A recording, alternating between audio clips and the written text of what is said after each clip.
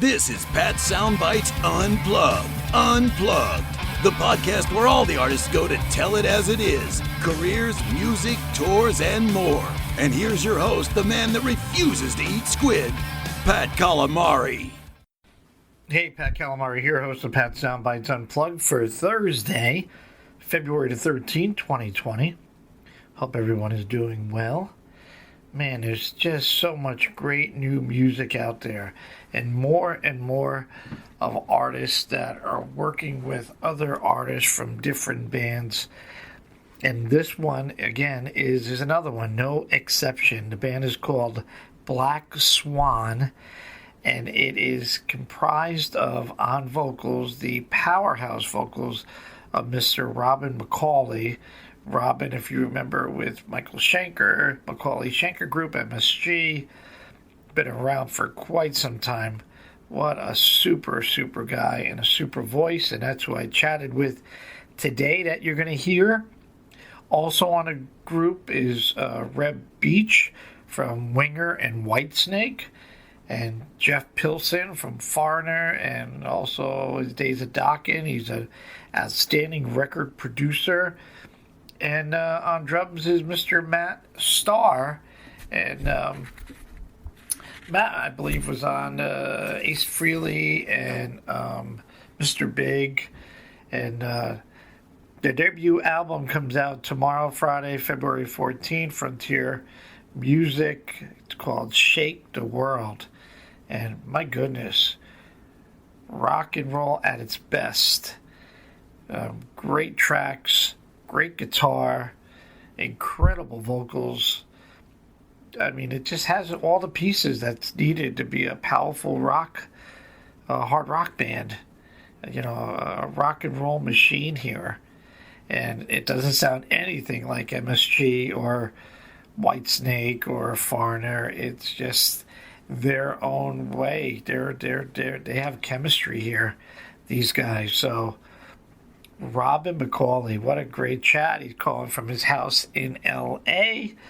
We laughed a lot. Just a super guy. He's a hard-working guy. He's also doing a Vegas stint called Raiding the Rock Vault from Saturday to Wednesday every week, 5 days a week at the Rio in Vegas, covering covers from rock bands 60s all the way up.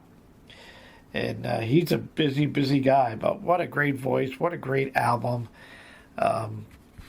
Just got to check it out. I'll certainly be playing a lot of the tracks at WBXO on the Pat Show on Sundays from 5 to 8 Eastern Time here in New York.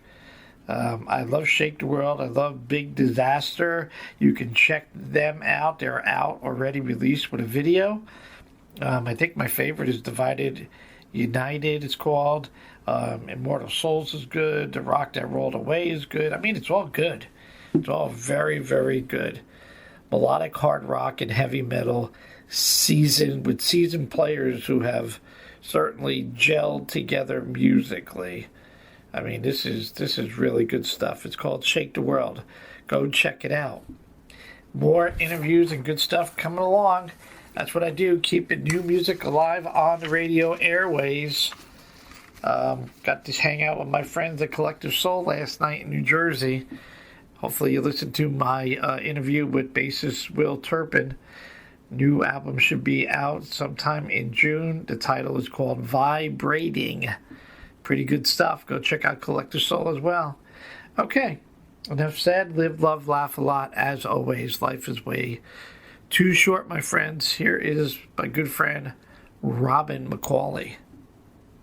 Hello, this is Robin McAuley from Black Swan, and this is Pat's Soundbite Unplugged podcast. WBXO Classic Rock Redefined in conjunction with Pat Soundbite Podcast Unplugged.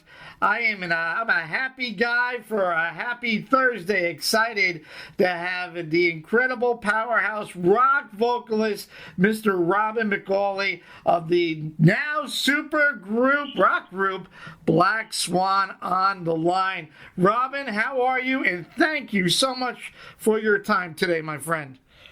Good morning, Patrick, and have a happy Black Swan Thursday. Absolutely. Life is for spending your time and tuning in with me here in my home in Los Angeles. So, yeah, it's great. Oh, Off to a good start. My goodness, my listeners and my folks that follow me on my podcast are going to be insane and rocking Black Swan debut album, Shake the World. Comes out Friday on Valentine's Day. It's a perfect gift for your loved one. It comes out on Frontier Music. And Robin is the vocalist, the incredible Reb Beach from Winger and Whitesnake, and bassist, producer, he does it all. Jeff Pilson of Foreigner and Ex-Dockin, and on the drums, Mr. Matt Starr. Boy, did you guys hit it out. This is a delightful, powerful, hard rock album that contains it all. I mean, the melodic, the melodies, the chorus, the guitar riffs, your powerful vocals. Oh my God, Robin, just very, very well done, and can't wait to start playing a lot of the tunes for our fans out there. Thank you. You know, it was a lot of fun to do. I've known Jeff. Jeff was best man at our wedding 27 years ago this October. So wow, congratulations. We go back, yeah, thank you. We go back a long way. We have a great history together. He played bass on the last studio record from McAuley Schenker with James Kojak at that time on drums. And he did a large portion of the U.S. Unplugged tour with MSG. And Jeff's family and mine have been friends for all of that time. And he called me on this project, and he said, you know, Frontiers Music, who had approached me prior to that, to work with them, do a record. I was very busy. I do a Vegas show going into our 7th year called Raiding the Rock Vault. It's a classic rock show. Tells the story of classic rock 60s through the 80s. We have performed almost 1,500 shows. Wow. Time.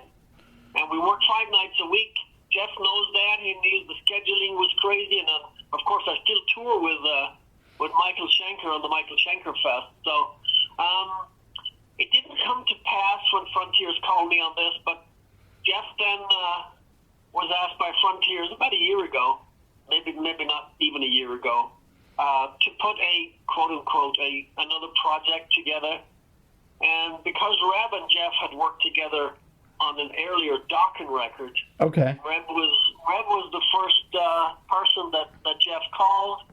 He called me and he goes, hey, I just spoke to Reb Beach, and I'd love to put you two together to do this. And I went, oh my God. I met Reb one time when I was during my 5-6 years with Survivor, and I met him out on a Night Ranger show, actually. And so we said, you know, it was kind of a, hey, how you doing? Didn't really know Reb.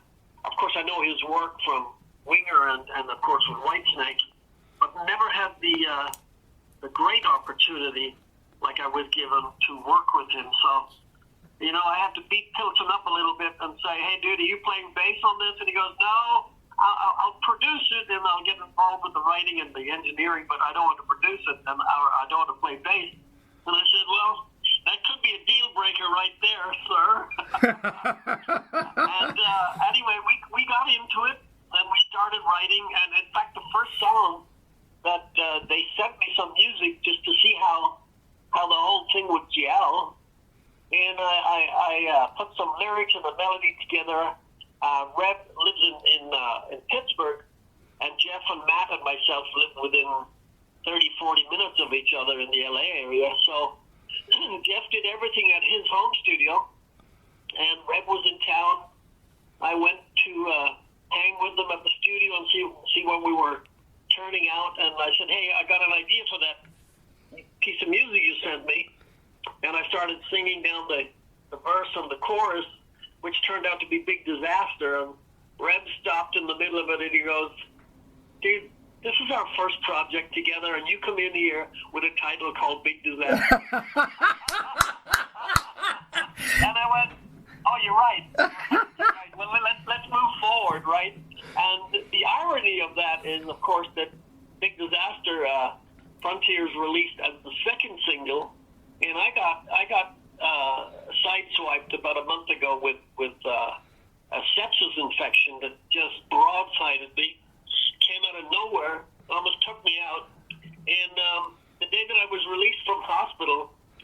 the day that Frontiers also released Big Disaster. Oh, my goodness. People are calling me going, dude, this is some kind of a publicity stunt, and I'm going, no, but it would have been a really good one. Well, so Big Disaster was the first song that we actually wrote together. And you had mentioned earlier, United Divided. You know, one day I was in recording one of the other tracks, and I said to Jeff, dude, I just saw Bohemian Rhapsody. And he said, yeah, if you get finished early enough today, I'll take the family out to see it tonight. So, I don't know, maybe around midnight the same night, my phone is like jumping off the shelf. I looked at it, and it's Pilsen, sending me these messages. And he goes, oh my God, I just saw the movie. I'm so influenced by it. I came straight back home, sat at the piano, and wrote this little piece here. And it was called United. And I listened to it, and I called him the next morning, and I said, we have to do this. And he goes, you think this fits? I'm not sure. And he said, I was so moved by what I saw in the movie and influenced, I just had to write this piece. So I came in, and I did my thing on it, and he wrote it. And I came in and I put my take, my vocal on it, and he goes, "Oh my God, this is like better than I expected." And then he said, "But this is just part A. Now we have to write part B."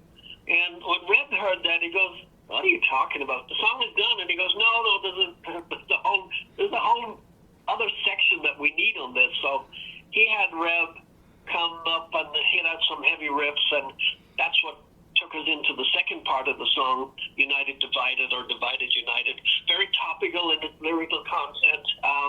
Great piece of music. And so we were off to the races, as they say. I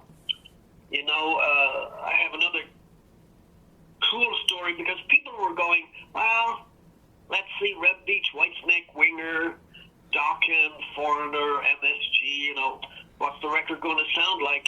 All of them, a little piece of this and a piece of that. And sometimes when Frontiers have been accused when they put that kind of a collaboration together, a lot of times the guys will come in and go, "Oh, dude, here's a song that I didn't use in my last band." Right. And they kind of rehash it, and you don't really hear anything new or fresh. And this is all new. This is all freshly written. It was us bouncing off each other, not even thinking about our other bands or the type of music. We wanted Black Swan. We didn't even have a name. Reb actually came up with the name Black Swan after the whole thing was done. And he goes, "I like the name Black Swan." We had come up with some awful names. I mean, the worst names. And here's the kicker. Coming up with these horrendous names, they were all taken by other bands. And come on. So when he said, I love this name Black Swan, and I went, "Oh, dude, I totally dig it, except, we just had a movie, Black Swan. Right. And there's a book and what have you." And I went, what are the odds that somebody already doesn't use this name? So Frontiers did the research, and there was, I don't know, some high school band or something forever ago that called it Black Swan Band or something. Right. And they dug deep and got clearance on the name and registered very quickly. And, we swiped it up and we loved it. And the artwork is fantastic. Everything just seemed to fall into place. And, talking about the collaboration and styles and how we were going to write this record, I get another piece of music from Rev and Jeff, and I'm listening to it and I'm going, "Oh my God, this is just great." And I love the way Rev has that sort of howling wolf overtone on his guitar right at the intro. Yeah. So I write this whole lyric melody, and then I come back to Jeff and I'm telling him what I'm hearing, and he goes, "What wolf? There's no wolf on that." And I went, "No, there is. You didn't hear it?" And he's going, "How much coffee have you had today?" And I'm going, "Dude, no, listen." And so I'm a huge, I love vampire movies. I'm a big vampire buff. Okay. I love that whole shit. So I wrote this whole song about me hearing this wolf tone that he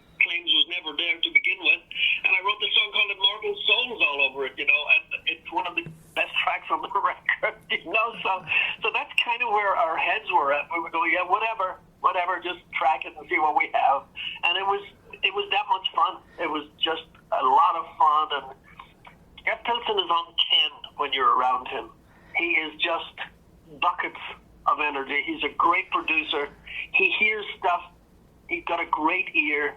And I'd come in with lyrics and melodies, and he'd go, change that word, change this word.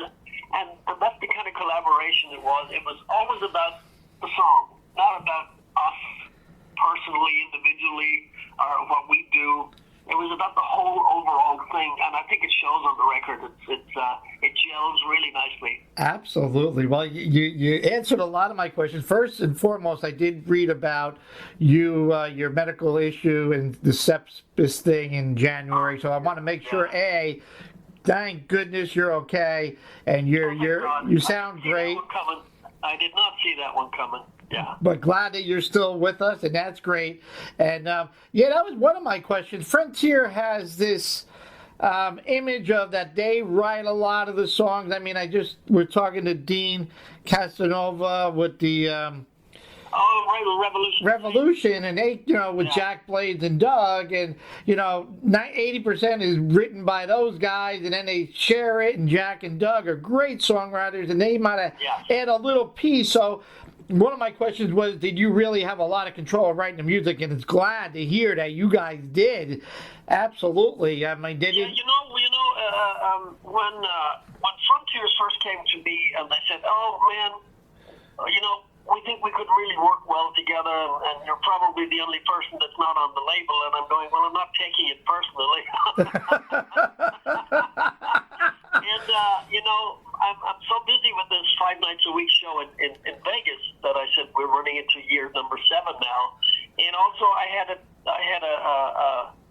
a Japanese tour and a European tour lined up with Michael Schenkerfest. So, oh boy. And they were getting back to your point. They said, "Oh, we got some great in-house writers that we think could write some great stuff for you, and we got a great line handle on producers." And my head, Patrick, was not in any of those places when it came to if I possibly was going to make another record.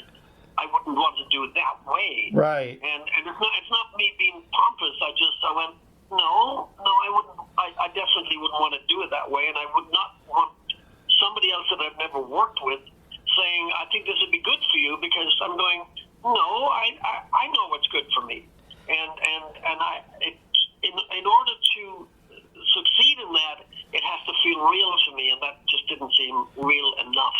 Well, yeah, and you're the vocalist out of all of it. Like I said, Dean, you're like, it's an emotional thing, and it's you have to be connected to it. Yeah, and I think somebody else writing for you, thinking that they know who you are, is too disconnected from me. So when Jeff came on the scene and said, "Hey, Frontiers is back on, they'd love you to do this," it was the fact of the matter that I know Jeff Pilson. I know his work ethic. I know his songwriting. Pretty familiar with his production. And Reb, with such a wealth of material with Winger and Whitesnake. But aside from that, his guitar playing and his fierce sense of melody, I'm going, now we're talking. Right. Now we're cooking with gas. And I went, this can only be good, provided that they like what I do. And we get in there, and Reb goes, I'm just loving this. This is just great. And it just kept going, and we'd go into the woodshed and start chipping away at the songs, and I'm very happy. I think it's the best recorded record I've ever done. And wow. That's how I honestly feel about it. Well, Jeff Pilson, we talked, and I said, "Dude, make me sound at least like me, because everybody else has this sort of, we need to put this effect on this," and it's like, this is very organic. It sounds like we're in the same room when you're playing it, and that's kind of what we wanted. Well, this, and I'm not knocking Frontier, the work that those folks do over there in Italy. I mean, listening to some of the songs that they've put out in different bands, I mean, they're phenomenal songs, and I just felt bad for Jack and Doug not being able to really put they're great songwriters, but I said to Dean, it's like you're hired musician, you're hired help here. I'm like, who wants to do that? But what about Dean's voice, huh? Yeah, I'm like, well, I said, well, this is perfect because it kind of gives Jack, who's the lead on Night Ranger, a chance to not take that lead and let Dean showcase his wonderful voice. But I want to, getting back to you guys, this has got to be such a great feeling for you. As you just said, I wrote down Raiding the Rock Vault. I kind of read about it. So you're doing all these covers, and then you do, MSG. This is a chance for you to really showcase your own stuff. And you being, I guess, you really, and Jeff making sure that you're satisfied of your vocals coming out and so well on all these songs. You got to be so thrilled to be able just to be Robin and not be a cover guy or they play somebody else's stuff. Yeah, that is and it's a great feeling. It's just a great feeling, and I think I said earlier, I'm not supposed to be doing something this good at this stage. It's like I should be out gardening or something. I don't know. No. Just let me say, I like gardening. It's a great relief. Oh my God! There was one part of the record that was kind of ass backwards because Jeff was adamant that he didn't want to play bass on the record. Okay. And Reb and I were going, yeah, sure, whatever, And so of course when the writing started, we needed bass on the tracks, and of course as Jeff was writing with Reb, he put his bass part down, and I said, all of these wonderful bass players that you have lined up, they're just going to come in here, and you're just going to say, well, this is what I played, play something like that. And I'm going, why bother? We're not going to get a better bass player than Jeff Pilson, right? Right. We're not going to get somebody who understands what the song needs because you're here co-writing it. So, end of story. And he goes, oh, whatever, okay. So, it was never going to be different. As far as I was concerned, he was going to play damn well going to play bass on that. And that's all there was. Well, good. And of course, he's such a great engineer and producer. He put this fantastic drum tracks down so that we could get the songwriting going. And so at the very back end of the recording, of course, we still needed a drummer, and the drummers that he thought would be available were now no longer available. And I said, I work with Matt Starr at Raiding the Rock Vault, as I do with Doug, by the way. Doug is in there too. Okay. Yeah, and I said, I know Matt. I'm going to call Matt and see if he'd be available. I text Matt. He heard some of the tracks and he goes, oh, dude, I'm so in. Absolutely. And when he came in, he into Jeff's studio, he definitely brought the thunder with him, and it was the perfect icing on the cake, And we went, damn, this is it. This is great. And Jeff started churning out all the rough mixes, and we're going, don't change anything. Hit the record button and save it. Change nothing, So it was a great process and fun. A fun process, considering the fact that we're all over the damn place. Trying to schedule it, and I only have 2 days off a week. Sometimes not even that. And because I live in LA, I travel out to Vegas for that show. Right. And so Jeff would email me and he goes, when are you home? Because I'm not home then, and let me know what your schedule is, and I'll try and figure it out with mine. And we made it work. It wasn't always that streamlined, but we got it done. And now we want to take it live. I hope we can play this thing live because that would be so frustrating if we can't. Well, yeah, that was my next question. Certainly with, Reb and Whitesnake, and they've got a big tour coming out, and I know Foreigner's going out with Kansas with Jeff, and you're doing the Vegas thing. Boy, it would be worth the price of admission and then some to see you guys being able to at least maybe get a break in the fall if those bigger tours come to a little bit of a close that you can. I think Jeff mentioned that come September, Foreigner will start to pull back a little bit. Okay. And we'll see where Reb is. I have Japan coming up in the next couple of weeks with Schenker, and then we go straight into the UK and the rest of Europe. And typically for Schenker, he kind of tags in a U.S. tour around the fall. So we'll weigh that one up. One funny little aside was I think it was one day last week, Matt was texting everybody and we're going, dude, there's a bunch of bands that have been contacting me and they're dying to come out and do some shows with us. So Red chimes in and he goes, he said, no, I'll be doing winger shows. And then there's another text from Reb and he's going, that wasn't me, that was Kip Winger looking over. And he was to be doing a writing session with Kip, and Kip grabbed his phone and he answered it. That is funny. Yeah, you're not going to have any time. No. Pretty funny. Yeah, no, he'd be doing winger shows. says Mr. Winger. Robin, I would be remiss by not asking, your vocals sound so well. I mean, oh my goodness, you've been doing this for quite a long time. This isn't your first rodeo.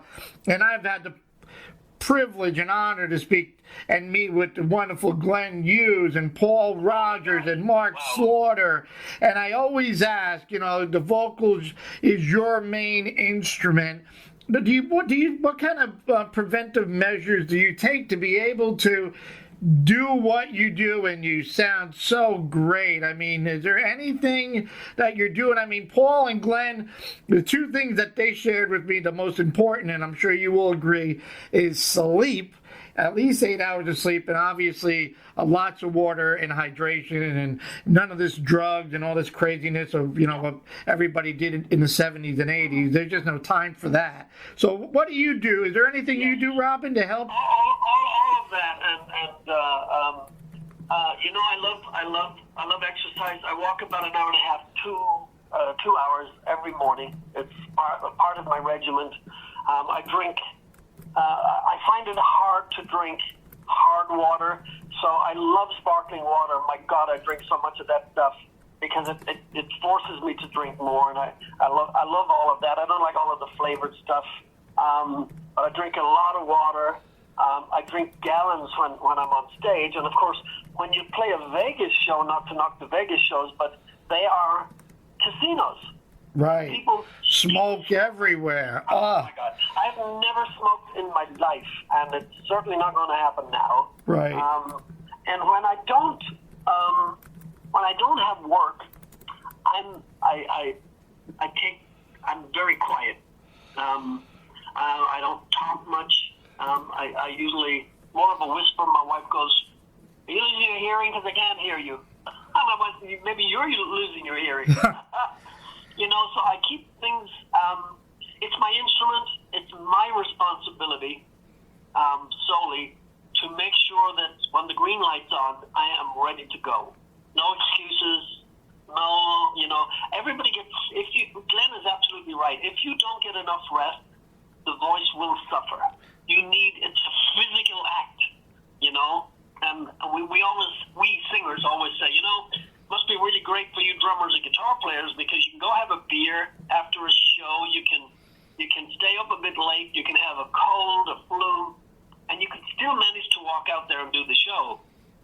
And the singer complains, and everybody points the finger at him, going, "Oh, damn singer, prima donnas," and then we get it in the neck because we're the guy that has to step up front and go, Right. Yeah. And so I try very, very hard never to allow that to happen, and it's my responsibility to take care of it. So I take extreme care of my vocals, and I love a glass of wine, but when I'm working, I mean, I can go for months and months and months and never have a sip of alcohol. When I'm on tour, that's the way it is for me. It's like I have a regiment, rest, very little talking. Schenker sound checks are extremely long, and that's even before the show starts. So wow. It's a huge amount of work to do, and it's a very different kind of material than singing cover songs. You know, you're at full tilt for the whole night, and so you have to be ready. You have to fire up that engine and go. So in order to do that, you have to be physically fit. I think, and that's what works for me. I enjoy it. I love it.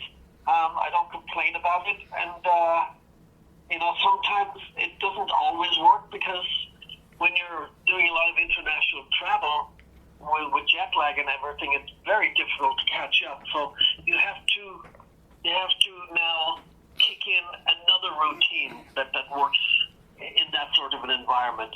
And of course, long flights, I'm sure Glenn would tell you, the plain air is really bad for the vocals. AC is very bad for the vocals. So you can be in the car with me in LA or Vegas at 113 degrees, and I'm sorry, but you won't be getting any AC. because it's like you may as well pour Freon down your throat, Well, Glenn was very adamant. He says, no matter where I am, I put the headphones on, I put the mask on, and I don't want to hear from nobody for at least 8 hours. I mean, Mark Slaughter, I talked to Mark, I met Mark, and Mark says, the hardest thing, and you just talked about it, was actually talking a lot. When you could limit it, and he goes, and he was saying the same thing, talking to his family, just keeping low key. He says talking is worse than singing to the vocal cords. So I learned a lot. I'm like, wow. But you can imagine even if you're not a piano player, if you sit at the piano or keys, right, and you just take your index finger and you just keep hammering, and I'm using the word hammer for a specific reason.